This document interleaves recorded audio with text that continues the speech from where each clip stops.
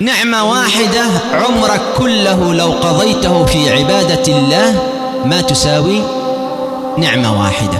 رجل عبد الله 80 سنة ممن كان قبلكم، فلما حضره الموت قال الله له: تريد أن تدخل الجنة بعملك أم برحمتي؟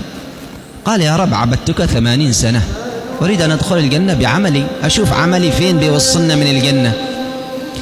فقال الله عز وجل للملائكة: زنوا عمله. عبادة رجل عابد 80 سنة وهو يعبد الله عز وجل، زنوا عبادته في 80 سنة مقابل نعمة البصر.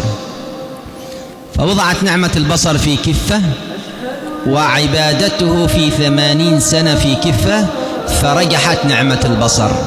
قال: يا رب، أدخل الجنة برحمتك. قال: أدخل الجنة برحمتي. فالله عز وجل خلقك ورزقك وأسبغ عليك النعم